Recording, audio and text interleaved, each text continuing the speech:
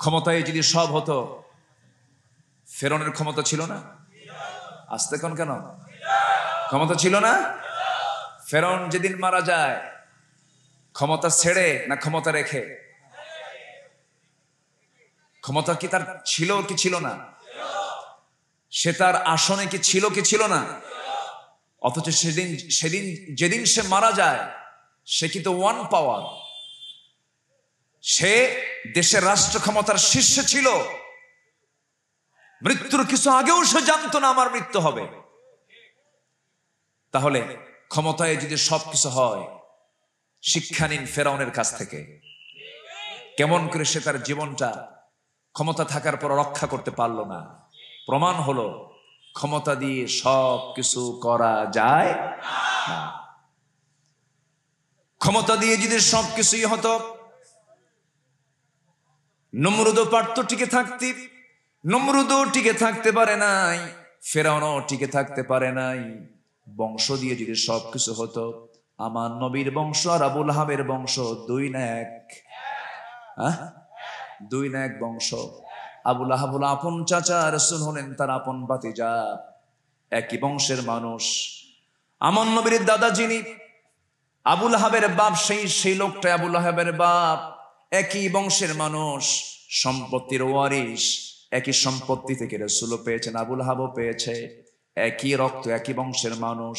আবুল আহাব একই বংশের হওয়ার পরেও রাসূল জান্নাতি, আবুল আহাব কোথায়? বংশ আছে না নেই? বংশ দিয়ে কোনো কাম হলো? অনেকে বংশের বড়াই করে। আপনি কি চৌধুরী? আছে না? মোগল, পাঠান, গাজী, আছে না? আছে। বংশ দিয়ে আপনি কি করবেন? আপনি ইমানই নাই, বংশ দিয়ে কোনো লাভ নেই তো। তাহলে বোঝা গেল ক্ষমতা কোনো কিছু নয়, বংশ কোনো কিছু নয়। চেহারা দিয়ে আপনি কি করবেন? চেহারার বড়াই দিয়ে আপনি কি করবেন? আপনি এখনই মারা যান, মারা যাওয়ার 24 ঘন্টার মধ্যে আমার মাথার চুল কি থাকবে নাকি? 3 দিনের মধ্যে আমার শরীরটা গলে যাবে। 7 দিনের মধ্যে পেটের নাড়ি বেরিয়ে সব চোখ মুখ কান নাক দিয়ে বের হতে থাকবে। 3 মাস চলে যাবে। আপনি কবর খুঁড়ে দেখবেন যে লোকটাকে রেখে এসেছিলেন, হাড় ছাড়া কিছুই নাই। মানুষের দেহ এত দ্রুত পচে যায় যে বাঁশ দিয়ে আপনাকে সমাহিত করা হলো, সেই বাঁশ পচার আগেই আপনার লাশটা পচে যায়। তাহলে চেহারা দিয়ে কোনো লাভ আছে? চেহারা দিয়ে কোনো লাভ নাই। তাহলে বংশ দিয়ে লাভ নাই, ক্ষমতা দিয়ে লাভ নাই, চেহারা দিয়েও লাভ নাই। লাভ হবে ইমান দিয়া। লাভ হবে কি দিয়া? ইমান দিয়া। আমি কি আলোচনা করব? কষ্ট হচ্ছে না তো? বলি আলহামদুলিল্লাহ।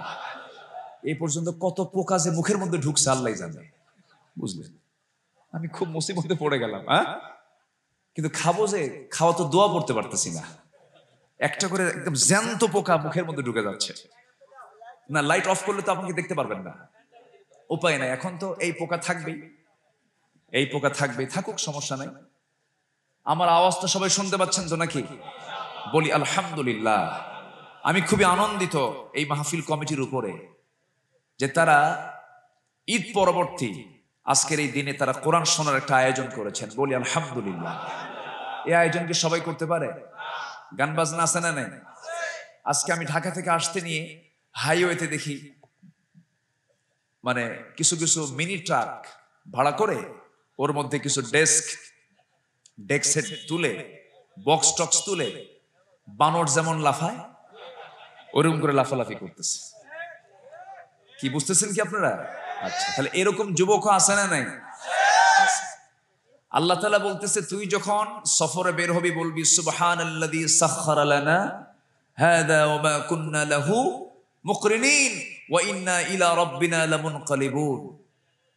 তুমি রাস্তায় বের হয়েছো, তুমি আমার নামটা নিয়ে আমার কাছে নিরাপত্তা চেয়ে তুমি রাস্তায় বের হও। কিছুক্ষণ পরে সেই দেখি হানিফ এন্টারপ্রাইজের নিচে একটা হুন্ডা তলে, মানুষ যে কই আছে আল্লাহ জানে। হুন্ডা যদি তলা থেকে মানুষ কি আছে? মানুষ তো আল্লাহ। তাহলে সেই রাস্তায় আপনি বক্স টক্স ট্রাকের উপরে তুলে আপনি নাচতেছেন। যুবক, এই রং তামাশা সামান্য কিছু সময়কে তোমার আনন্দ দিতে পারে, কিন্তু জান্নাতের সেই চিরস্থায়ী নিয়ামত, চিরস্থায়ী বরকত থেকে তুমি বঞ্চিত হয়ে যাবে যদি এই ক্ষণিকের কিছু শান্তি তুমি পেতে চাও, আনন্দ তুমি পেতে চাও। এই আনন্দ কেমন আনন্দ? দাউদ হয়েছে কিনা জানি না, চুলকানি বোঝেন তো, যখন চুলকায় তখন কি থামে? খেলে চুলকাতি, খেলে মজায়, এই মজার ফুরায় না, কিন্তু এক সময় তো থামে, থামে না? যখন থেমে যায়, যখন পানি লাগে তখন কেমন লাগে? তখন কি হবে? হাই রে চুলকালাম কেন, এত চুলকা তো কাম সারছে। তো অশ্লীল গান বাজনা হচ্ছে এই দাউদ আর চুলকানের মতো, যখন শুনি তখন মজাই লাগে, কিন্তু এরপরে ফলাফল পাওয়া যায় এরপরে। সম্মানিত ভাইয়েরা, যুবকরা, অশ্লীল কোনো গান বাজনার দিকে যাব না আমরা। জোরে বলি ইনশাআল্লাহ, জোরে বলি ইনশাআল্লাহ। কিন্তু দুঃখ লাগে আমার দেশে গান বাজনা যারা করে, এই সমস্ত অপসংস্কৃতির মানে উন্নয়নে যারা গা ভাসাচ্ছেন, ওই সমস্ত লোকদের জন্য ওদেরকে সামনের দিকে এগিয়ে দেওয়ার জন্য প্রমোট করা হচ্ছে, তাদেরকে উৎসাহ দেওয়া হচ্ছে, তাদেরকে এগিয়ে দেওয়া হচ্ছে, তাদের পিছনে অর্থ খরচ করা হচ্ছে। ক্রিকেট অঙ্গন, ফুটবল অঙ্গন, হ্যাঁ খেলাধুলা করেন, সমস্যা নাই, আপত্তি নাই, খেলেন। কিন্তু আজ আমার দেশের হাফেজরা গোটা পৃথিবীর হাফেজকে হারিয়ে দিয়ে ফার্স্ট হচ্ছে বারবার। তাদের জন্য আপনারা কি করলেন? তাদের জন্য কি করলেন? একজন ক্রিকেটার কোটি কোটি টাকার মালিক হয়, একজন ক্রিকেটারের জন্য জায়গা বরাদ্দ হয়, ফ্ল্যাট বরাদ্দ হয়, তারপর তাকে পুরস্কৃত করা হয়। অথচ আমি তো মনে করি যে শিশুটা, যে ছাত্রটা, যে হাফেজ গোটা পৃথিবীর হাফেজকে হারিয়ে দিতে পারে, আমি তো মনে করি এর চাইতে জগতের শ্রেষ্ঠ সন্তান দ্বিতীয়টা নাই। সেটা আমার দেশ করে। বলি আলহামদুলিল্লাহ, জোরে বলি আলহামদুলিল্লাহ।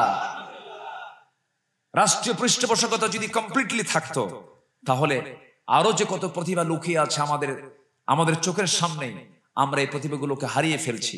আমরা ভালো কাজে উৎসাহ দেব। জোরে বলি ইনশাআল্লাহ। এই যে মাহফিল কমিটি আয়োজন করেছে 6 বার, কেন? প্রতি বছর এই মাহফিল হবে। জোরে বলি ইনশাআল্লাহ। এই মাহফিলের বিপক্ষ শক্তিও আছে না নাই? আচ্ছা, মাহফিল করে লাভ কি? এরকম বলার লোক আছে না? মাহফিল করে কি লাভ, এরকম আছে না? তো তোমার বাইসে থেকে কি লাভ? মরো, মরি তো যাবা তুমি। ওই সমস্ত বেকুব কিছু আছে। সম্মানিত ভাইয়েরা, মৌমাছে, মৌচাকে মধু থাকে, মৌচাকে কি থাকে? মধু থাকে। মধু যদি কেউ নিতে চায়, তাহলে মৌমাছির সঙ্গে কি মারামারি করে হবে না পীড়িত করতে হবে? পীড়িত করতে হবে, আস্তে আস্তে যেতে হবে, ওকে বসে আনতে হবে। এরপর মৌচাক কেটে মধু আপনি আনতে পারবেন। আর যদি ঢিল মারেন, ঢিল মারলে খবর আছে না নাই? ওই ক্যাপসুল মার্কা যে মৌমাছিগুলো, ওর পিছনে কি আছে? অস্ত্র আছে। পিছনে কি আছে? অস্ত্র আছে। ঢিল মারবেন, হুল ফুটিয়ে দেওয়া হবে। ওয়াজ মাহফিলে যারা ঢিল মারবেন, হুল ফুটিয়ে দেওয়া হবে। এখানে আসলে ঈমান কমে না বাড়ে? বাড়ে। এখানে তো দুনিয়ার কোনো কথা হয় না। দুঃখ লাগে গান বাজনায় বাধা না থাকলে ওয়াজ মাহফিলে কিছু বাধা আছে। আছে না নাই? আছে। এগুলো করা যাবে না। আমরা ভালো কাজে সহযোগিতা করব। জোরে বলি ইনশাআল্লাহ। আল্লাহ রাব্বুল আলামিন বলেন, তাআওয়ানু আলাল বিররি ওয়াত তাকওয়া ওয়া লা তাআওয়ানু আলাল ইসমি ওয়াল উদওয়ান। তোমরা পরস্পরে ভালো কাজে, পুণ্য কাজে, তাকওয়ার কাজে তোমরা সহযোগিতা করো। ভালো কাজটাকে তোমরা সামনের দিকে বেগবান করে নাও, আগায় নাও। আর যেগুলো পাপের কাজ, যেগুলো খারাপ কাজ, ওই সমস্ত কাজে তোমরা সহযোগিতা করো না, বরঞ্চ তোমরা কি করবে? তা'মুরুনা বিল মা'রুফ ওয়া তানহাউনা আনিল মুনকার। সৎ কাজের তোমরা আদেশ দিবে, অসৎ কাজের তোমরা বাধা দেবে। কারণ তোমাকে দুনিয়াতে এই জন্যই তোমাকে পাঠানো হয়েছে। আল্লাহ রাব্বুল আলামিন আরেক জায়গায় বলছেন, কুনতুম খায়রা উম্মাতিন উখরিজাত লিন-নাস। জোরে বলুন আল্লাহু আকবার। মানুষের কল্যাণের জন্যই তোমাকে পাঠানো হয়েছে। মুসলিম সমাজে সুদ থাকবে না, মুসলিম সমাজে জেনা থাকবে না, মুসলিম সমাজে চুরি থাকবে না, মুসলিম সমাজে ডাকাতি থাকবে না, মুসলিম সমাজে খুন থাকবে না, মুসলিম সমাজে এই সমস্ত ঘুষের কারবার চলবে না। এগুলো তো মাশাআল্লাহ একটাও আমার দেশে নাই। কিন্তু এই দেশের সমাজটা কি মুসলিম না মুসলিম? কি তাহলে মুসলিম সমাজে জেনা আছে না নাই? গতকাল আজকে সারা বছর যারা বোরকা পরেছে ঈদের দিন বোরকা পরে না। আমি কি ভুল বললাম? সারা বছর বোরকা পরে, কি ঈদের দিন বোরকা পরলে কি হয়? বাবারা এরা কি করে? এরা কি যাচ্ছে না বসতেছে নাকি? ও আচ্ছা, সারা বছর বোরকা পরে আর ঈদের দিন কি করে? বোরকা ছাড়ে। বোরকা ছাড়ে কেন? ঈদের দিন কি বোরকা পরা যায় নাকি? সারা বছর বোরকা পরে, বিয়ের দিন বোরকা পরে না। আচ্ছা, সারা বছরের বোরকা পরার চাইতে বিয়ের দিন বোরকা পরা দরকার আরো কম না বেশি? ঈদের দিনে বোরকা পরার দরকার কম না বেশি? অথচ পবিত্র দিন, রাস্তায় বের হওয়ার মতো কোনো পরিবেশ নাই। কার বোন, কার মেয়ে, কার মা এই সমস্ত অর্ধলগ্ন পোশাক পরে ঈদ উদযাপনের নামে বেহাপনা করে রাস্তায় বের হয়। এদিকে যে মেয়েটা বের হচ্ছে তার বাবা কিন্তু আলহাজ, আছে না নাই? যে মহিলাটা বের হচ্ছে তার স্বামী হচ্ছে হাজী সাহেব, মুখে দাড়িও আছে। তাহলে উনি কি ইসলামটা আংশিক মানলেন না পুরোপুরি মানলেন? আংশিক মানলেন না পুরোপুরি মানলেন? আংশিক মানলেন। তাহলে রমজানের রোজা রাখছে 30টা, কদরে কান্নাকাটিও করছে, এমন রেজাল্ট ঈদের দিন গায়ে কাপড় চোপড় নাই। ঈদের দিন কি নাই? গায়ে কাপড় চোপড় নাই। এটার নাম মুসলমান নয়।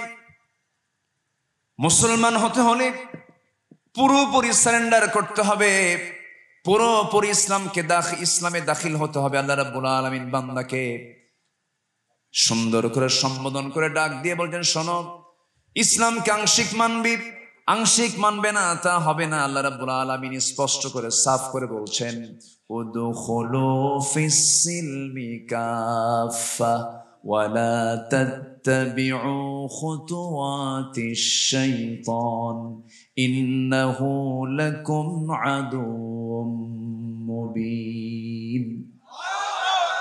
ঈমানদারেরা, তোমরা ইসলামের ভিতরে পুরোপুরি দাখিল হও।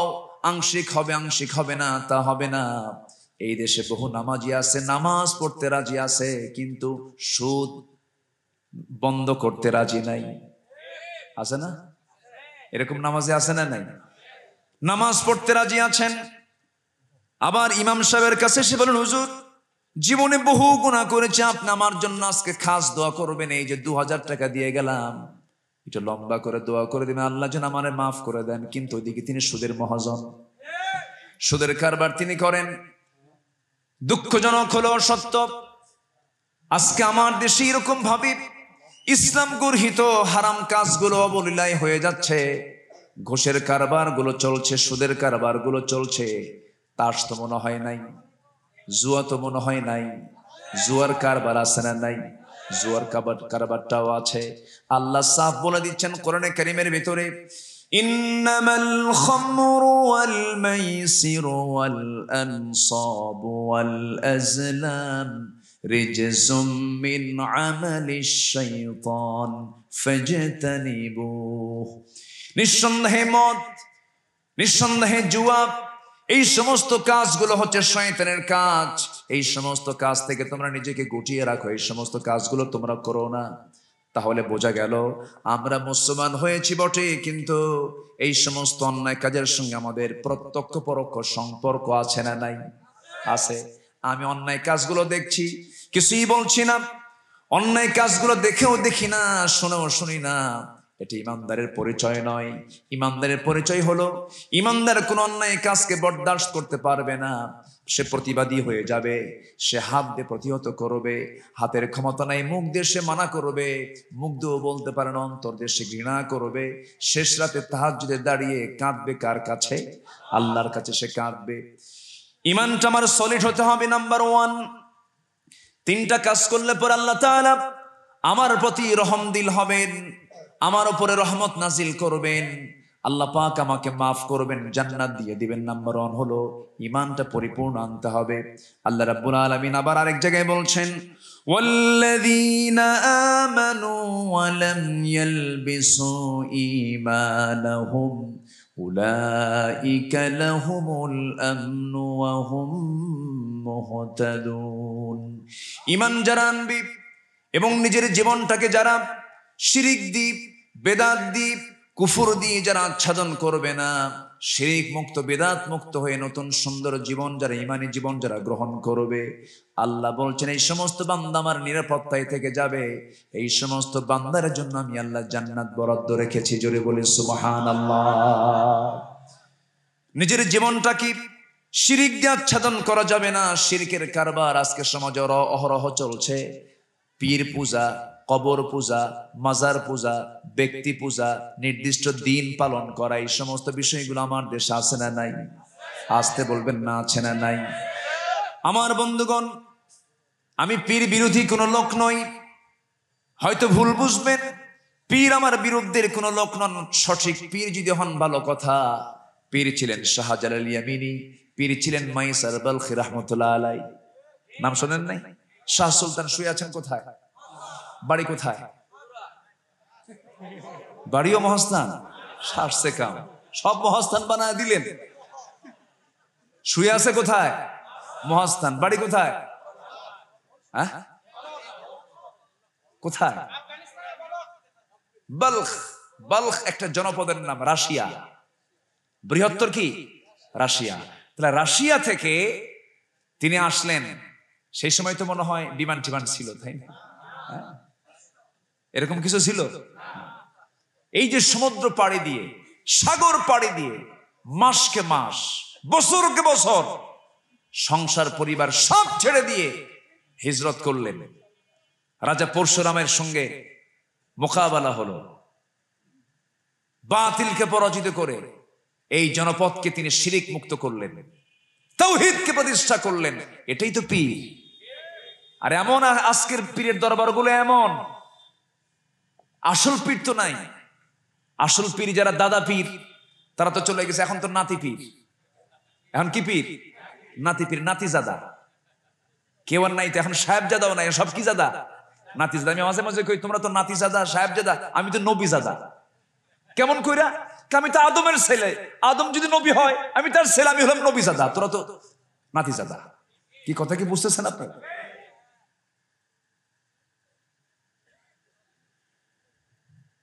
পীরের ছেলে পীরজাদা হয়, ভালো, আলহামদুলিল্লাহ। কিন্তু পীরের সব ছেলে কি পীরজাদা হতে পারে? নূহ আলাইহিস সালাতু ওয়াস সালাম আল্লাহর নবী ছিলেন, তার ছেলে কি ছিল? কেনান। তার ছেলে কি মুসলিম না কাফের? মুসলিম না কাফের? আদমের দুইটা ছেলে, একটা হাবিল আর এটা কে? একটা ভালো আর একটা খুনি। একটা ভালো আর একটা কি? খুনি। নবীর ছেলে যদি খুনি হয়, নবীর ছেলে যদি কাফের হয়, সব পীরের ছেলে পীরজাদা, দুই একটা হারামজাদা নাই? আসতে কোন কোন আছে না নাই? এই তো এই সমস্ত হারামজাদা গুলো ইসলামের 12টা বাজাচ্ছে। দরবারগুলো, কবরস্থানগুলোকে সেজদা বানিয়েছে তারা। মুসলমান এই মস্তক কারোর সামনে দিতে পারে? মুসলমান এটা দেবে কার সামনে? আসতে বলবেন না, কার সামনে? আল্লাহর সামনে। ওয়াসজুদু ওয়াবুদু রাব্বাকুম ওয়াফআলুল খায়রা। সেজদা দিবা, ইবাদত করবা কাকে? কার সামনে সেজদা? আল্লাহর সামনে। আল্লাহ ছাড়া কাউকে সেজদা দেওয়া যাবে না। শিরিক মুক্ত, বিদআত মুক্ত জীবন গড়তে হবে।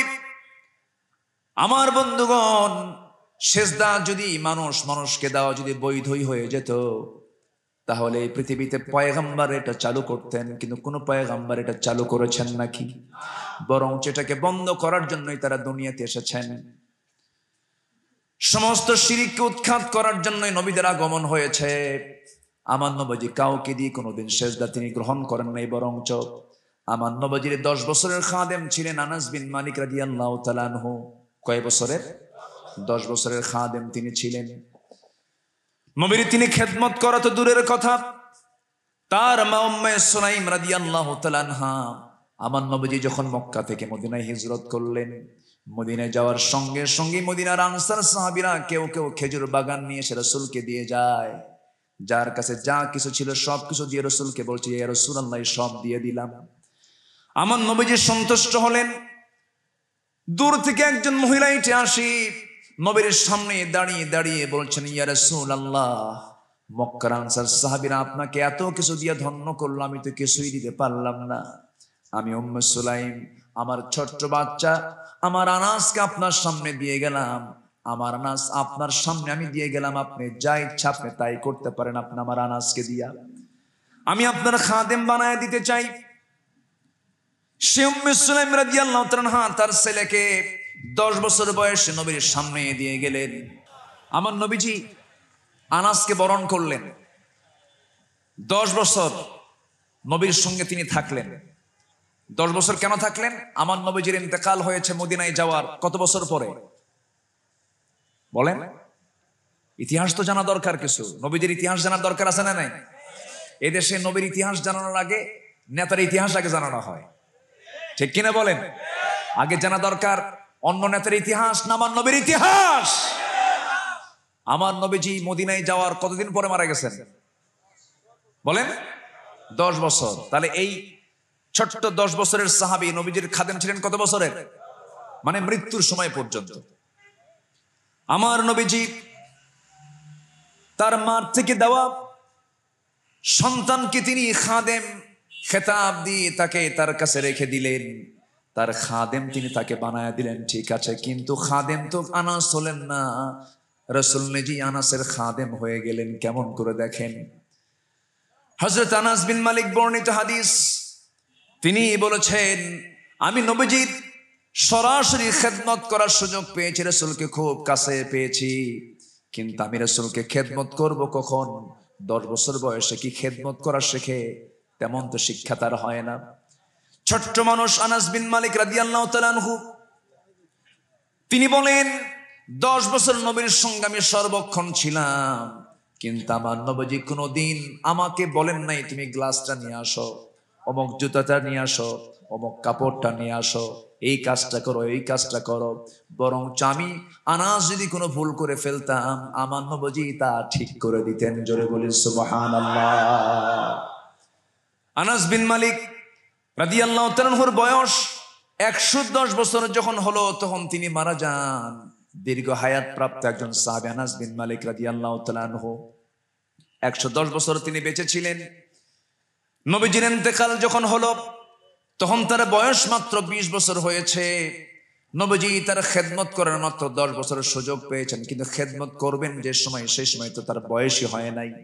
10 বছর থেকে 20 বছর পর্যন্ত, এই 10 বছর নবীর পাশে তিনি ছোট অবস্থায় ছিলেন, খেদমত তেমন করতে পারেন নাই। আমার নবীজি দুনিয়া থেকে বিদায় নিবেন, মালাকুল মউত হাজির হয়ে যাবে যখন তখন। নবীজি দুনিয়া থেকে বিদায় নিবেন, সাকরাতুল মউতের সমস্ত লক্ষণ তার মধ্যে প্রকাশ পেয়ে গেছে। রাসূল যে কোনো মুহূর্তে দুনিয়া থেকে বিদায় নেবেন। আনাস বিন মালিক এটা টের পেলেন। আমার নবীর কাছে থেকে তিনি দূরে চলে গেলেন, পাহাড়িয়া গর্তের মধ্যে গিয়ে সেজদায় পড়ে কাঁদেন। নবীজির কাছে তিনি নাই। নবীজি সবার কাছ থেকে বিদায় নিচ্ছেন, কিন্তু আনাস বিন মালিককে যখন দেখতে পাচ্ছেন না, সেই সময় তিনি বলছেন, ও সাহাবীরা, আমি আমার খাদেম আনাসকে কেন কাছে দেখি না? দেখো তো আমার আনাস কোথায় গেছে। সাইয়েদনা ওমর ফারুক রাদিয়াল্লাহু তাআলা আনহু খুঁজতে গিয়ে পাহাড়ি গুহার মধ্যে দেখতে পেলেন আনাস বিন মালিক, 20 বছরের টকবগে যুবক, সেজদায় পড়ে পড়ে কান্দে। ওমর ফারুক বলছেন, আনাস, তুমি এই জায়গায় তুমি সেজদায় পড়ে পড়ে কান্দো, নবীজি তোমার জন্য দিওয়ানা হয়ে গেছেন। আনাস বিন মালিককে ওই জায়গা থেকে ধরে নিয়ে নবীর সামনে যখন হাজির করানো হলো, নবীজি অশ্রুসিক্ত নয়নে বলছেন, আনাস, তুমি আমার কাছ থেকে কেন দূরে দূরে থাকো? তুমি মনে হয় কষ্ট পেয়েছো। যদি কষ্ট পেয়ে থাকো আনাস, তুমি আমারে মাফ করে দিও। নবীজির কি অমায়িক ব্যবহার ছিল। ছোট্ট আনাস এই কথা শুনেই বলছেন, ইয়া রাসূলুল্লাহ, আপনি আমার কাছে মাফ চাবেন কেন? আপনি তো কোনো ভুল করেন নাই। তাহলে তুমি আমার কাছ থেকে কেন দূরে দূরে থাকো? আনাস বিন মালিক বলছেন, ইয়া রাসূলুল্লাহ, 10 বছর বয়সে আমি আমার মার কাছ থেকে আপনার কাছে এসেছি। আমার মা আপনার কাছে আমাকে খেদমতের জন্য রেখে গেছেন। আমি তো আপনার কোনো খেদমতই করতে পারি নাই, আমার তেমন কোনো বয়স হয় নাই। আমি আল্লাহর কাছে সেজদায় পড়ে পড়ে কেঁদে কেঁদে এই দোয়াটাই করছি, আল্লাহ তুমি আমার রাসূলের হায়াত তুমি যুগের পর যুগ বাড়ায় দাও, আমি আনাস যেন আমি তার খেদমত করে যেতে পারি। আমার নবীজির সঙ্গে সঙ্গে বলছেন, আনাস রে, এই দোয়া করে লাভ হবে না, মৃত্যুর সময় আমার ঘনিয়ে এসেছে, তবে আমি তোমার জন্য দোয়া করি আনাস, আল্লাহ জান্নাতের মধ্যে যে খাদেম নিযুক্ত করবেন আমার, অন্য কেউ হবে না, আনাস তুমি আমার জান্নাতের খাদেম হয়ে যাবে। আমার ভাইয়েরা, আমার বন্ধুগণ, নবীজির কি অমায়িক ব্যবহার ছিল। নবীজির জুতা কেউ সহজে বহন করতে পারতো না, নবীজির কাপড় কেউ সহজে ধুইতে পারতো না। নবীর কাপড় নবীজি নিজেই ধুইতেন, নিজের কাপড় নিজেই সেলাই করতেন, নবীজির ঘর নিজেই তিনি ঝাড় দিতেন। আম্মা জান আয়েশা বলেন, মাঝে মাঝে আমি তরকারি রান্না করতে নিয়ে দেরি হলে পরে রাসূল আমার ঘরের মধ্যে ঢুকতেন, বটিটা হাতের মধ্যে নিতেন, নিজেই তরকারি কুটি কুটি আমাকে সহযোগিতা করতেন। এমনকি আমি যখন আমার নবীজিকে অনেক রাতে আসতে দেখতাম, আমি ঘুমিয়ে পড়তাম, রাসূল আমাকে ডাক দিতেন না, আস্তে করে ঘরের মধ্যে ঢুকতেন, বাতি জ্বালায়া খাবার কোথায় আছে আমাকে না বলে তিনি একাই বের করে তিনি খেয়ে নিতেন। আমার নবীজির ব্যবহারটা এমন ছিল। নবীজি খেদমত কখনো নেন নাই, খেদমত সর্বক্ষণ করেছেন।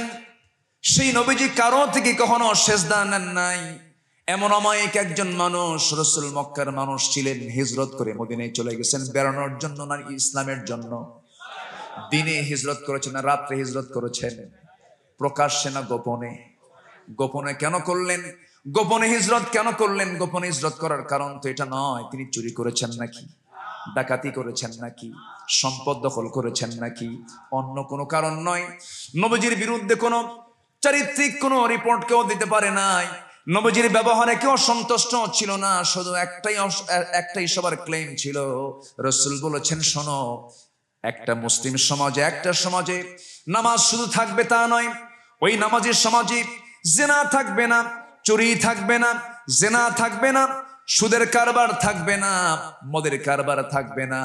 এই আইন ওই সমস্ত ব্যক্তিদের যাদের পছন্দ হয় নাই, সেই লোকগুলো রাসূলকে দুনিয়া থেকে চিরতরে নিশ্চিহ্ন করার জন্য যখন মাস্টার প্ল্যান করেছিল, সেই সময় আল্লাহ তাআলা বলেন, হে আমার রাসূল, আপনার মক্কার মাটিতে থাকতে পারবেন না, আপনি মদিনায় হিজরত করে চলে যান, আমি আল্লাহ আপনাকে সাহায্য করে ইসলামের বিজয় দিয়ে দেব। জোরে বলেন সুবহানাল্লাহ।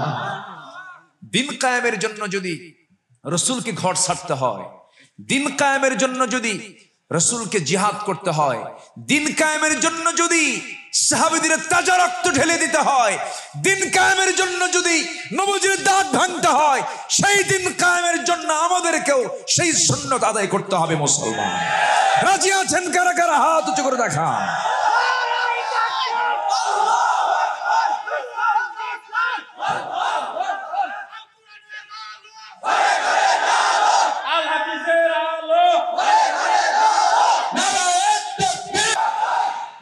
আল্লাহ তুমি সবার হাতকে কবুল করো। জোরে বলি আমিন, আরো জোরে আমিন। আমার দিকে তাকান। 3টা কাজে রহমত নাজিল হবে। কয়টা কাজে? বলেন কয়টা কাজে? আল্লাহ বলছেন তোমরা 3টা কাজ করবে, আমি আল্লাহ রহমত নাজিল করব। 1 নাম্বার হলো ঈমান। 1 নাম্বার কি? ঈমান। সেই ঈমান কি? শিরিক থাকা যাবে? বেদাত থাকা যাবে? জুলুম থাকা যাবে? আল্লাহ ওয়ালাকে জুলুম করে জালিমকে সাহায্য করা যাবে? যাবে না। রাজপথে চোররা বুকের বুতাম খুলে দিয়ে ঘুরে বেড়ায়, আছে না নাই? জগৎধন্য আলেমরা 4 শিখের দেওয়ালে বন্দিত্ব জীবনে থাকে। সম্মানিত ভাইয়েরা, সম্মানিত বন্ধুগণ, আমার নবীজি সেজদা কখনো নেননি। হঠাৎ কোন এক দিনের বেলা আমার নবীজি পাহাড়ি এলাকায় দাঁড়ানো, এক পাহাড়িয়া উট এসে রাসূলকে সেজদা দিচ্ছে। সাহাবীরা বললেন, ইয়া রাসূলুল্লাহ, যদি একটু অনুমতি পেতাম আমরাও আপনাকে সেজদা দিয়ে ধন্য করতাম। রাসূল বললেন, না, পৃথিবীতে কোনো মানুষকে কখনো সেজদা দিতে পারে? মানুষ সেজদা দেবে কাকে? আল্লাহকে সেজদা দেবে। আমি কি দোয়া করে দেব? ওঠে কেন? এই ওঠেন কেন? ওঠেন। এখন তো গরমের সময় আবার কিসের চাপ? বসেন না, কি আছে?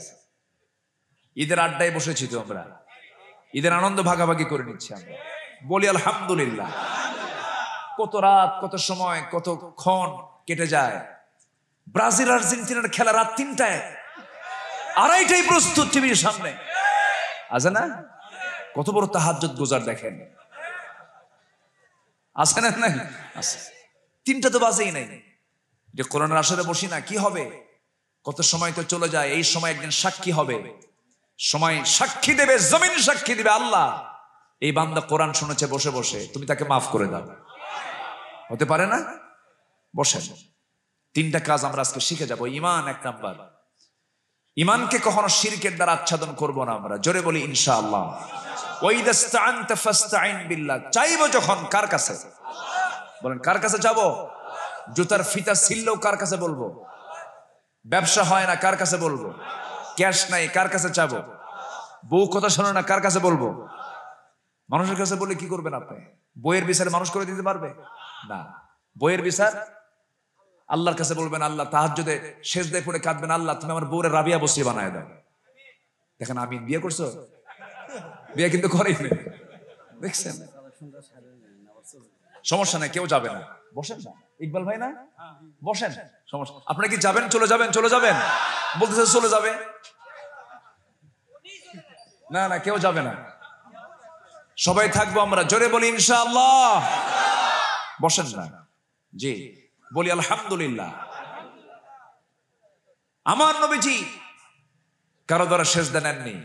ওই মক্কার বাসিন্দা যখন ছিলেন, মক্কার মানুষগুলো রাসূলকে 40 বছর পর্যন্ত খুব সম্মান দিয়েছে সবাই, কারো তিনি শত্রু ছিলেন না। ওই যে কাবার চত্বরে, কাবার দরজার একটা কোণায় একটা পাথর আছে, যে পাথরকে চুম্বন করা হয়, সে পাথরের নাম কি? হাজরে আসওয়াদ। আচ্ছা, এই পাথরটা একবার সংস্কারের জন্য ভাঙ্গার প্রয়োজন হয়েছিল। তখন এই পাথরটা কে রাখবে? জাহেলি যুগে গন্ডগোল লাগলো। তো 4টা প্রধান গোত্র ছিল, তারা বলল আমাদের নেতা রাখবে। আরেক গোত্র বললো আমাদের নেতা রাখবে। আরেক গোত্র বললো আমাদের নেতা রাখবে। তাহলে 4 নেতার মারামারি। এখন কে রাখবে? বিশাল সমস্যা।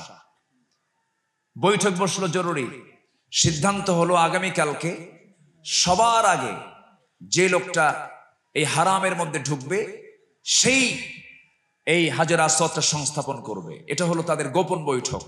পরের দিন ভোরবেলা সব নেতৃবৃন্দকে সেখানে হাজির। সবার আগে কে আসে? সবার আগে কেউ ঢোকে নাই, ঢুকেছেন মুহাম্মদ সাল্লাল্লাহু আলাইহি ওয়াসাল্লাম। সবাই খুশি, বলতেছে যাক, এমন একজন ব্যক্তিকে আজকে আমরা পাইছি যার ব্যাপারে আমাদের কোনো ক্লেম নাই, আল আমিন আস-সাদিক, ওকে আমরা মনোনয়ন দিয়ে দিলাম। আমার নবীজি তখন নবী হন নাই, নবী হওয়ার পথে, নবী হবেন, নবী হতে চলছেন, নবুয়ত পাবেন তিনি যখন তখন। তিনি জাবালে নূরে যাওয়া আসা করতেছেন, গারে হেরায় তিনি যাওয়া আসা করতেছেন। এমন সময় তিনি কি করলেন? যখন তিনি অনুমতি পেলেন যে হাজর আসওয়াদটা তাকে রাখতে হবে, হাজর আসওয়াদটা তিনি হাতের মধ্যে নিলেন বটে, কিন্তু নেতৃত্ব কাকে বলে দেখেন, নেতার গুণ কাকে বলে দেখেন। 4 গোত্রের নেতাকে তিনি ডাকলেন। 4 গোত্রের নেতাকে ডাক দিয়ে বললেন, এই যে আমার গায়ের চাদর আমি বিছায়া দিলাম। গায়ের চাদর বিছায়া দিয়ে বিছানা চাদরের ঠিক মাঝখানে তিনি হাজর আসওয়াদটা রাখলেন। রেখে বললেন, 4 গোত্রের 4 নেতা চাদরের 4 কোণা ধরুন। আল্লাহু আকবার বলবেন না? কয় কোণা চাদরের? কয় কোণা?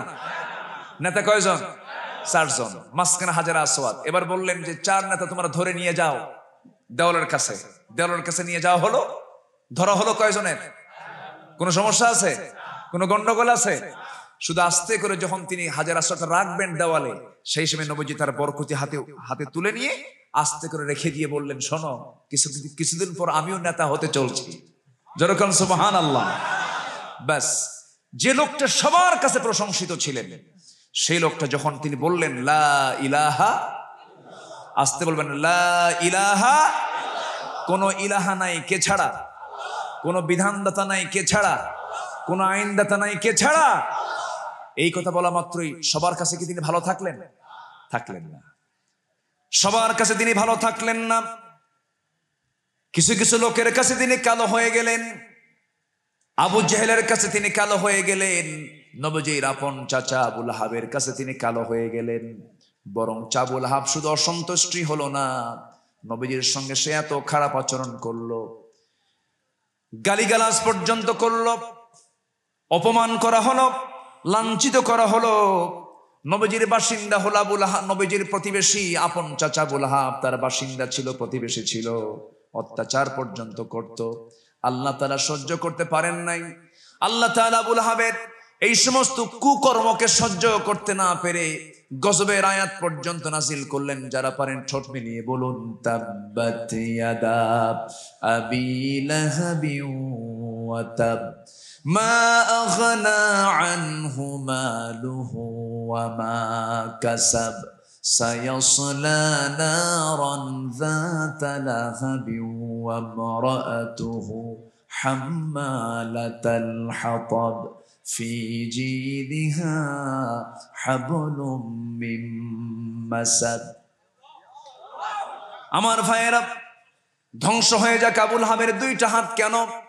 ওই দুইটা হাতেই রসুলকে সে অনেক কষ্ট দিয়েছে, তার সম্পদটা ধ্বংস হয়ে যাক এই কামনা কে করেছেন?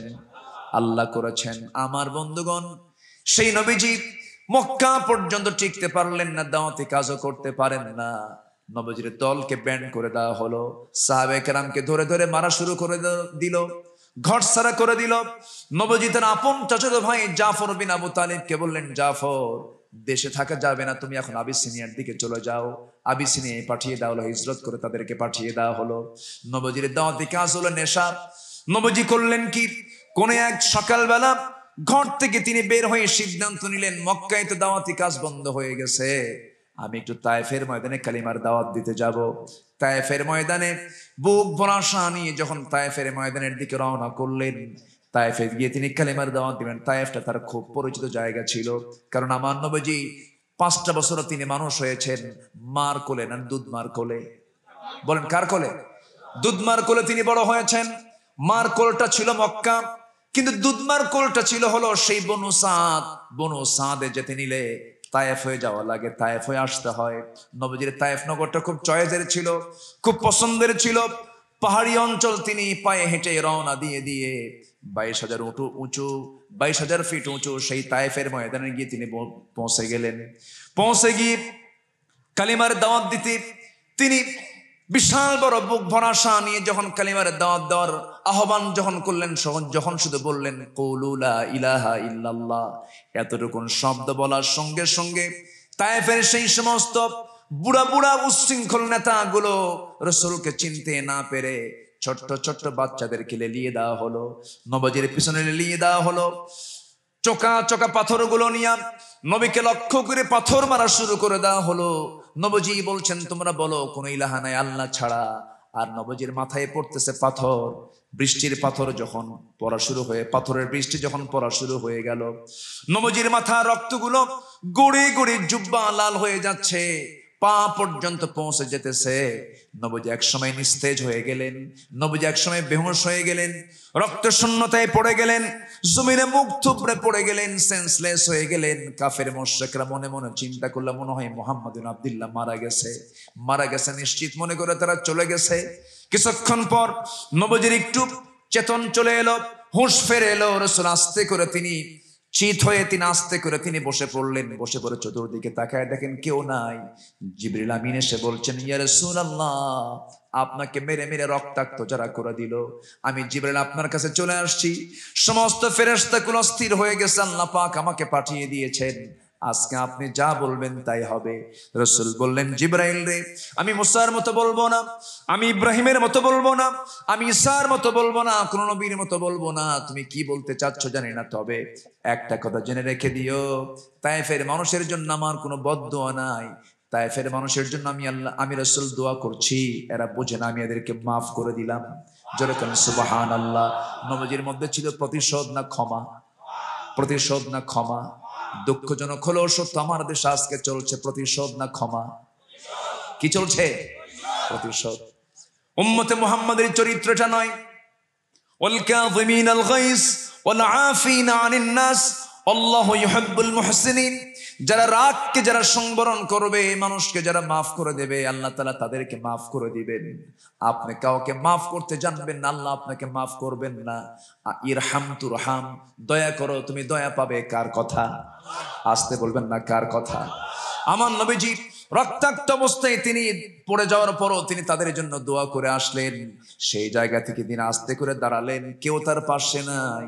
3 দিন খান নাই, 3 রাত খান নাই। নবীজির পেটে কোনো খাবার যায় নাই, নবীজির পেটে কোনো পানি যায় নাই। আমার নবীজি সে অবস্থায় তিনি আস্তে করে সেই জায়গা থেকে সিদ্ধান্ত নিলেন, আমি কিছুক্ষণ থাকলে পরে কাফের মুশরিকরা আমাকে আবার আক্রমণ করতে পারে। সেই জায়গা থেকে তিনি করলেন কি, একটা দৌড় মারলেন। সামনে দৌড় মেরে গিয়া কোথায় তিনি আশ্রয় নেবেন আর পাচ্ছেন না, সামনে একটা আঙ্গুর বাগান পেলেন। আঙ্গুর বাগান পাওয়ার সঙ্গে সঙ্গে ভিতরে তিনি গিয়ে আড়াল হয়ে গেলেন, কিন্তু আর পারতেছে না, তার শরীর চিত হয়ে পড়ে গেলেন, রক্তাক্ত দেহ। আঙ্গুর বাগানের কেয়ারটেকার দূর থেকে রাসূলকে দেখি কাছে এসে দেখে গোটা শরীর তার রক্তে রঞ্জিত, নবীর পাশে কেউ নাই। যুবক, এত সুন্দর চেহারার মানুষ। সেই বাগানের কেয়ারটেকার মনে মনে চিন্তা করতেছে, লোকটা তো রক্ত শূন্যতে পড়ে মারা যেতে পারে। আঙ্গুর বাগান থেকে এক থোক আঙ্গুর হাতের মধ্যে তুলে নিয়া চিপে চিপে মোটে একটা গ্লাস আঙ্গুরের রস প্রস্তুত করে নিয়া নবীর সামনে হাজির করে বলছে, যুবক দয়া করে তুমি এক গ্লাস আঙ্গুরটা মুখের মধ্যে নিয়ে নাও, পেটের মধ্যে উঠায় নাও, তার নচেত তুমি মারা যাবে। আমার নবীজির সামনে যখন দেওয়া হলো, নবীজি একটা মুস্কি হাসি মারলেন, হাসি মেরে গ্লাসটা হাতের মধ্যে নিলেন, বিসমিল্লাহ বলে খেলেন। 3 দিন খান নাই, 3 রাত খান নাই। আমার নবীজি না খাওয়া, বিশ্ব নবীজির ঠোঁট দিয়ে রক্ত পড়তেছে। বিসমিল্লাহ বলে তিনি যখন খাওয়া শুরু করলেন, 3 ঢোকে তিনি আঙ্গুরের রসটা খেয়ে নিলেন। মুস্কে একটা হাসি মেরে যুবকের দিকে তাকায় বলছে, যুবক তোমার নাম তো আদ্দাস। আশ্চর্য হয়ে যুবক মনে মনে চিন্তা করে, দেখা হলো না কোনোদিন, কথা হলো না কোনোদিন, এই লোকটা আমাকে চিনলো কেমন করে? না না, এই লোকটা আমাকে কেমন করে চিনে? কি ব্যাপার, কি হতে পারে? এবার রাসূল আবার মুস্কি হাসি মেরে বললেন, যুবক কি চিন্তা করো? তোমার গ্রামের বাড়ির নাম কি? নিনুয়া। আরো আশ্চর্য হচ্ছে, আমার গ্রামের বাড়ির নামটা সে বললো কেমন করে? নবীজি এবার আবার মুস্কি হাসি মেরে বলছেন, শোনো ও আদ্দাস, তোমার গ্রামের বাড়ির নাম হলো নিনুয়া। যে গ্রামে তোমার জন্ম, আল্লাহর একজন পয়গম্বর ইউনূস আলাইহিস সালামের জন্ম সেই গ্রামে। এবার আর আশ্চর্য হয়ে বলতেছে, নবীর জন্মের ইতিহাসটা সে জানলো কেমনে? এবার আদ্দাস বলতেছে, যুবক এত তথ্য তোমাকে কি জানালো? এত তথ্য তো তোমার জানার কথা নয়। আমার সঙ্গে তোমার কোনোদিন দেখা হয় নাই, পরিচয় হয় নাই। এবার রাসূল মুস্কি হাসি মেরে বলছেন, শোনো আদ্দাস, একজন নবীর কাছে তার একজন নবীর খবর থাকতেই পারে। জোরে বলি সুবহানাল্লাহ। নবীজির মুজিজা প্রকাশ পেয়ে গেল, নবীজির মুজিজা প্রকাশ পেয়ে গেল। নবীজির মুজিজা ছিল কি ছিল না? বলেন, ছিল কি ছিল না? সব নবীর মুজিজা শেষ হয়ে গেছে, মুসার লাঠির কাজ আর নাই। আমার বন্ধুগণ, কিন্তু আমার নবীর মুজিজা এখনো আছে না নাই? 1 নম্বর মুজিজা কি? আরো 1 নম্বর মুজিজা কি? কোরআন। আমার নবীজির মুজিজা ঠিকই আছে। আমার নবীজি সেই সময় করলেন কি, সেই সময় যখন এই কথা বলে ফেললেন, সঙ্গে সঙ্গে আদ্দাসের বুঝতে দেরি হলো না। আদ্দাস খ্রিস্টান ছিল, খ্রিস্টানি কায়দায় আদ্দাস করলো কি, খ্রিস্টানি কায়দায় 2টা হাত আমার নবীর দিকে নিয়ে, যে আমার নবীর কাছে নিয়ে যাচ্ছিল, নবীর পায়ের কাছে গিয়ে নবীকে সেজদা দিয়ে ধন্য করবে। নবীজির পায়ের দিকে যখন 2টা হাত নিচ্ছিল, আমার নবীজি পাটা পিছায় নিয়ে বলছেন, আদ্দাস ওই 2টা হাত তুমি কোন দিকে নিয়ে যাচ্ছ? কপালটা কোন দিকে নিয়ে যাচ্ছ? চট করে 2টা হাত ধরলেন, 2টা হাত ধরে বুকের সঙ্গে বুক লাগায় দিয়ে বললেন, আদ্দাস এই মস্তক কারোর সামনে নত করা যাবে না, এই মস্তক একমাত্র সঁপিয়ে দিতে হবে। কার সামনে? আসতে বলবেন না, কার সামনে? তাহলে ইমানটাকে ঠিক রাখার জন্য আমার কারো কাছে চাওয়া যাবে না, চাইবো আমরা কার কাছে? ইমান ঠিক রাখার জন্য কারো আইনকে মানা যাবে না, আইনটা মানতে হবে কার? কারো দল করা যাবে না, দলটা করে যেতে হবে কার? বলেন কার? কার? আমি যখন মরে যাব, কবরে নেওয়া হবে, কবরে নেওয়ার সঙ্গে সঙ্গে জীবনের সেরা 3টা প্রশ্ন করা হবে। যেই সেরা 3টা প্রশ্নের সঙ্গে আমার আপনার জীবন কর্ম জড়িত। আমার জীবন কর্ম আমি যা করেছি, সব কর্ম জীবনের সমস্ত কিছুর পড়াশোনা হলো 3টা প্রশ্ন। কয়টা প্রশ্ন বলেন? 3টা প্রশ্ন। ওই 3টা প্রশ্নের জবাব মরার পরে দিব আমরা, কিন্তু কাজ করব মরার আগে না মরার পরে? আগে কাজ করে যাব, এরপরে প্রশ্নের জবাব দেব মরার পরে। কবর আমাকে আমার জবাবটা দিতে হবে। জীবনে যদি কাজ না করে যাই, আমার যদি কর্ম না থাকি, জবাব আমি দিতে পারবো না। দুনিয়ার বিসিএস চান্স পেতে হলে, দুনিয়ার পরীক্ষায় পাশ করতে হলে হাজার হাজার প্রশ্ন উত্তর মুখস্থ করতে হয়, প্রশ্নগুলো জানতে হয়। কিন্তু কবরে এমন সাধারণ তিনটা প্রশ্ন আমাদের কাছে মনে হচ্ছে, কিন্তু এই তিনটা প্রশ্ন কিন্তু সাধারণ কোনো প্রশ্ন নয়। গোটা জীবনের সমস্ত আমল নামা সেই তিনটা প্রশ্নের মধ্যে আছে না নাই? আসতে বলবেন না আছে না নাই? তাহলে একটু ব্যাখ্যায় যাই, একটু ব্যাখ্যা করি, যদি সময় লাগে। লাগুক লাগুক, আলোচনা চলো, জোরে বলি ইনশাআল্লাহ, বলি আলহামদুলিল্লাহ। এত সুন্দর মানুষ আপনারা, এত কষ্ট করে বসে আছেন গরমের ভিতরে। আমার তো ফ্যান চলতেছে, আপনার তো কোনো কিছু চলতেছে না, লাগবে না? অনেকে দাঁড়ায় আছেন, আলোচনাগুলো শুনতেছেন, বলি আলহামদুলিল্লাহ। তাও তো আজকে ঈদের দিন, কেউ গেছে বিয়ের বাড়িতে, ঠিক আছে না? আজকে যদি এরকম দিন না হতো, তাহলে আজকে তো এখানে লোকজন আমার মনে হয় তো জায়গা দেওয়া যেত না, প্রচুর মানুষ হতো। কিন্তু আজকে তো বিশেষ দিন, ঈদের পরের দিন। যদি বিয়ের বাড়িতে না যায়, মেয়ে তো পাঠায় দেবে, বোঝেন না? এরকম কিছু চেড়ি মার্কে বিয়ে আছে না নাই? আছে না? মানে মেয়ের বাড়িতে ঈদের সামগ্রী পাঠায় নাই, তালাক দেওয়ার মতো ঘৃণ্য অপকর্ম আছে না নাই? এগুলো কে বলেছে? বিয়ে করছো বলেই তোমাকে এগুলো পাঠায় দিতে হবে? কে বলেছে তোমাকে? না, এগুলো আমরা দেখবো না, এগুলো আমরা মানবো না। কেউ দিল আলহামদুলিল্লাহ না দিলেও, দিল আলহামদুলিল্লাহ না দিলেও আলহামদুলিল্লাহ। আমরা তিনটা কাজ শিখে যাব আজকে। চলতেছে কয় নাম্বার কাজ? বলেন কয় নাম্বার কাজ? ঈমান আনবো আমরা কার উপরে? আল্লাহর উপরে। ঈমান আনতে নিয়ে এখানে কোনো ভেজাল করা যাবে না। ভেজাল হচ্ছে শিরক। ভেজাল করা কি? শিরক। অর্থাৎ আল্লাহর আইন ছাড়া কোনো আইন মানা যাবে না। কবরে প্রশ্ন হবে কয়টা? আসতে বলবেন না, কয়টা প্রশ্ন হবে? তিনটা প্রশ্ন হবে। এই তিনটা প্রশ্নের জবাব আমাকে আপনাকে দুনিয়াতে রেডি করে নিয়ে যেতে হবে, যেন প্রশ্নের জবাব দিতে কোনো কষ্ট না হয়। যদি প্রশ্নের জবাব দিতে কষ্ট হয়ে যায়, তাহলে আমাকে জাহান্নাম যেতে হবে। আমার আখিরাতের জিন্দেগির প্রথম ইন্টারভিউ বোর্ড হলো কবর। কবরের চিন্তা আমাদের সবার আগে থাকা দরকার। আম্মা জান খাদিজাতুল কুবরা রাদিয়াল্লাহু তাআলা আনহার মধ্যে কবরের কি ভয়টা ছিল! আহারে, দুনিয়াতে যিনি আল্লাহর পক্ষ থেকে সালাম পেয়েছেন, এই দুনিয়াতে একজন মানুষকে আল্লাহ তাআলা সরাসরি সালাম দিয়েছেন, তিনি হচ্ছেন খাদিজা রাদিয়াল্লাহু তাআলা আনহা। এত সম্মান, এত মর্যাদা, এত দাম আল্লাহ তাআলা যে নারীকে দিয়ে দিলেন, সেই নারী খাদিজা যখন মৃত্যুবরণ করবেন, মৃত্যুর পূর্বে তার একটাই টেনশন ছিল, কবর কবর কবর। সবার জীবনে মনে হয় কবর নাই? আসতে বলবেন না, কবর আছে না নাই? একটু মাঝে মাঝে আমরা চোখ বন্ধ করব, চোখ বন্ধ করে ভাববো আমি মরে গেছি, আমার লাশটা সবাই নিয়ে চলে যাচ্ছে, আমার জন্য জানাজার কাফন কেনা হচ্ছে, আমাকে কাফনটা পরায় দেওয়া হচ্ছে, সন্তানগুলো কাঁদতেছে, আমাকে টেনে হেঁচড়ে কবরের দিকে নিয়ে যাওয়া হচ্ছে, আমি কবরবাসী হয়ে গেছি। এরকম করে একটু স্বপ্ন যদি চিন্তা করতাম, একটু যদি চক্ষুটা বন্ধ করতাম। রাসূলকে বলা হলো মান আকিয়াসুন নাস ও হাজামুন নাস, হে রাসূল সবচেয়ে চালাক লোকটাকে? রাসূল বলেন সেই ব্যক্তি সবচেয়ে বেশি চালাক যে সবচাইতে বেশি মৃত্যুর কথা স্মরণ করে। মৃত্যুর চিন্তা মাথায় আসলে পরে রাগ হবে না, মৃত্যুর চিন্তা মাথায় আসলে পরে প্রতিশোধ আসবে না, মৃত্যুর চিন্তা মাথায় আসলে পরে গুনাহ আসবে না, মৃত্যুর কথা চিন্তা করতে পারলে মানুষকে আঘাত দিয়ে কথা বলা যাবে না, মৃত্যুর কথা চিন্তা করলে পরে ওজনে ভেজাল দেওয়া যাবে না, মৃত্যুর কথা চিন্তা করলে পরে জবরদখল করা যাবে না, মৃত্যুর কথা চিন্তা করতে পারলে হারাম কাজ করা যাবে না, মৃত্যুর কথা চিন্তা করতে পারলে দুনিয়ার অবৈধ কোনো কাজে নিজেকে জড়ানো যাবে না, মৃত্যুর কথা চিন্তা করলে নবীর দল ছাড়া দুনিয়ার কোনো বাম নেতার দল করা যাবে না। ঠিক কিনা? দল করে যেতে হবে কার? আল্লাহ তাআলা। কবরে প্রশ্ন হবে কয়টা? মার রাব্বুক ওয়া মা দীনুক ওয়া মান হাদার রাজুল। এই তিনটা প্রশ্ন নিয়ে আমি যখন ভাবি, এত জটিল প্রশ্ন আমার কাছে মনে হয়। মার রাব্বুক, তোমার রবটাকে? বলেন, জোরে বলেন। হঠাৎ করে চাকরি চলে গেছে, হতাশ, যুবকের ঘুম নাই, কিছু নাই, আমাদের কাছে দোয়া চাই, হুজুর কি করে খাবো, কি করে খাবো? তোমার এই কথার মধ্যে শিরকের গন্ধ আছে না নাই? আসতে বলবেন না, আছে না নাই? কেমন করে তুমি রব মানলাম?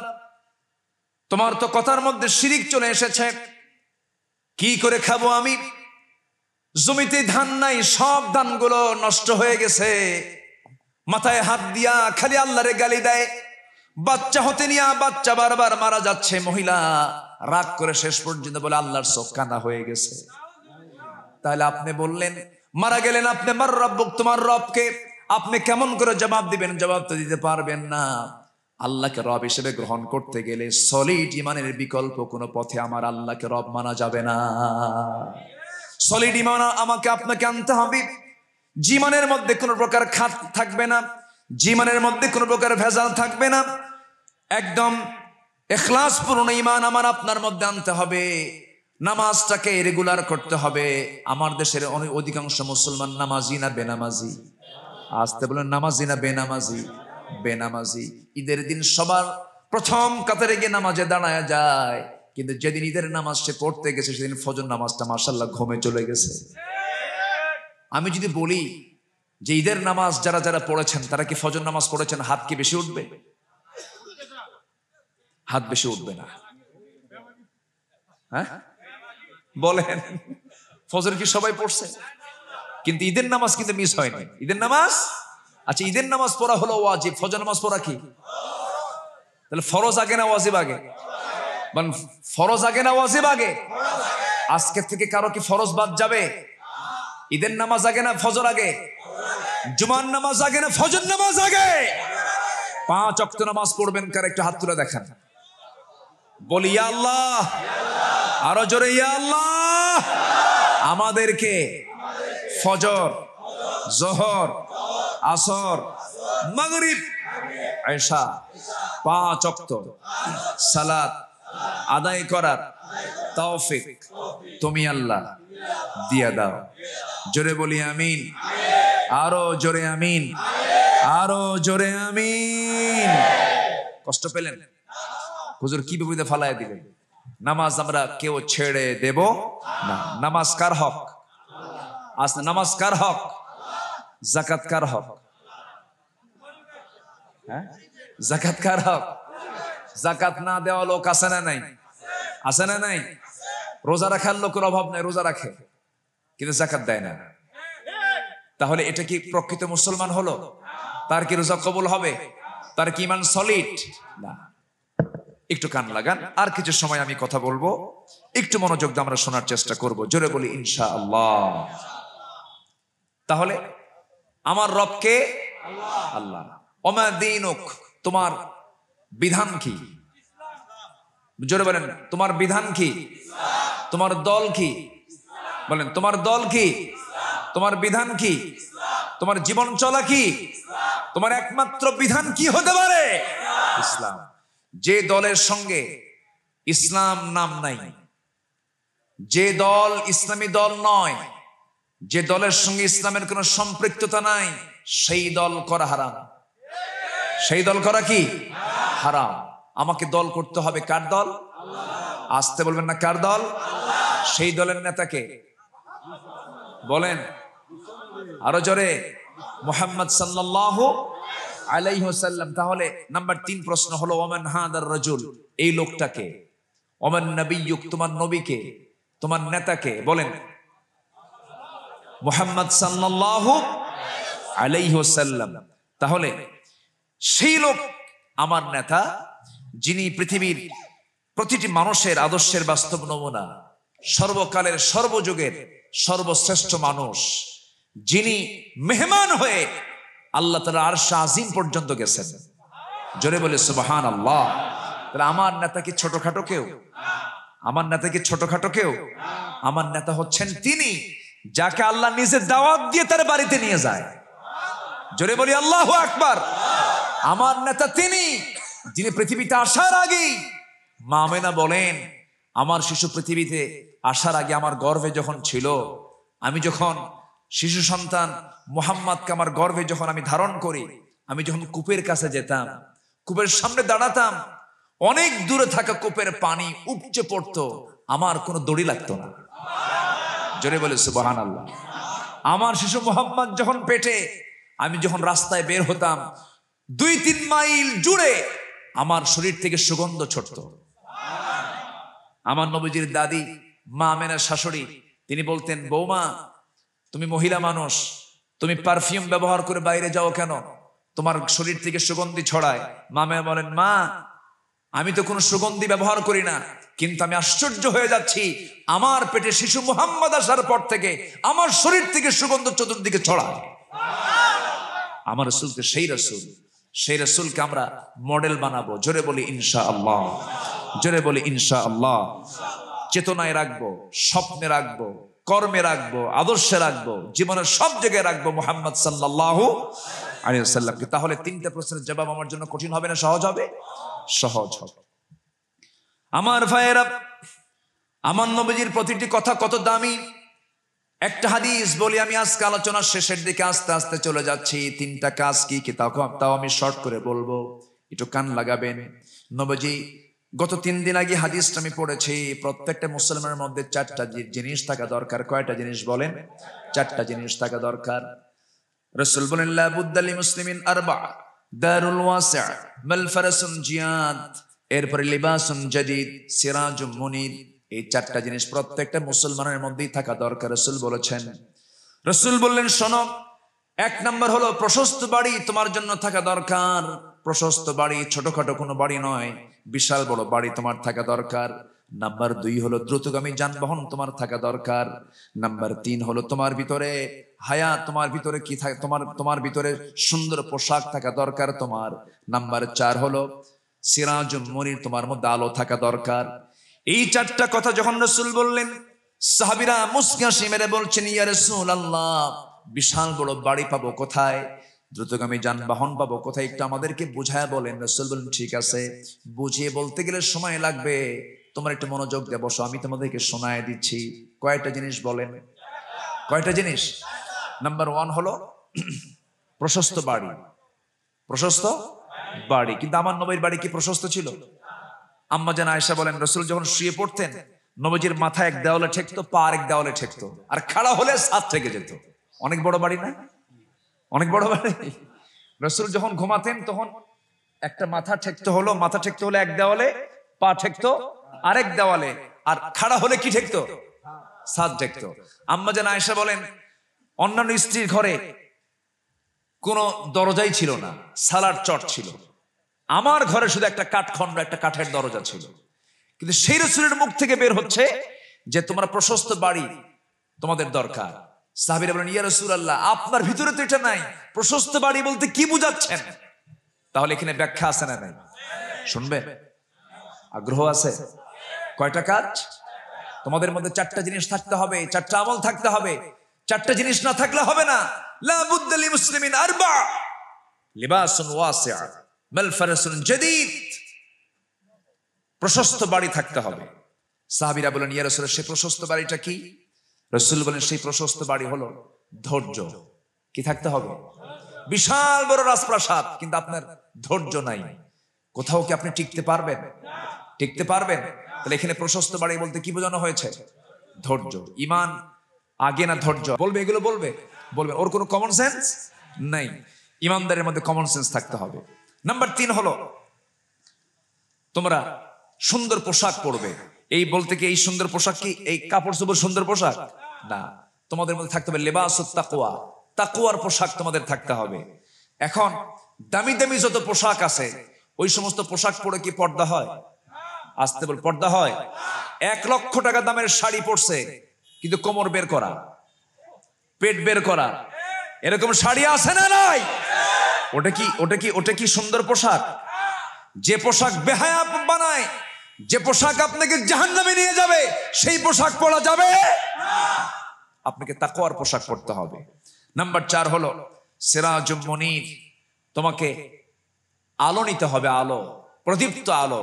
সে আলো অন্য কিছুর আলো নয়, সে আলো হলো কিসের আলো? বলেন কিসের আলো? বলেন কিসের আলো?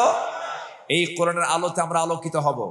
কোরআন দিয়ে জীবন গড়ব, কোরআন দিয়ে সমাজ গড়ব, কোরআন দিয়ে পরিবার গড়ব, কোরআন দিয়ে রাষ্ট্র গড়ব। এই জমিন যার, আইন চলতে হবে তার। এই মতের পক্ষে রাজি আছেন কারা কারা? একটু হাত উঁচু করে দেখেন মুসলমান।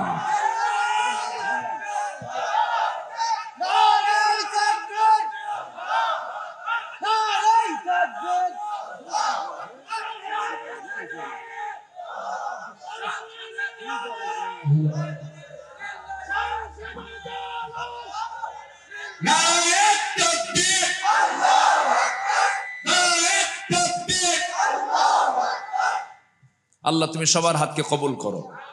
জোরে বলি আমিন, আরো জোরে আল্লাহুম্মা আমিন।